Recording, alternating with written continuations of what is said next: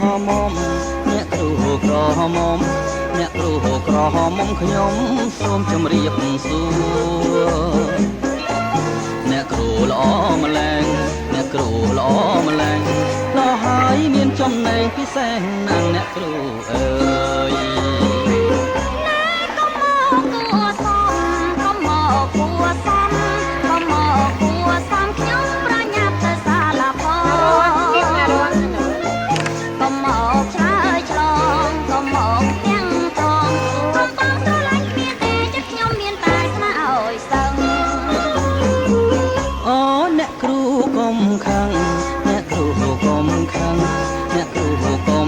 ខ្ញុំមកនឹងល្អជាទេ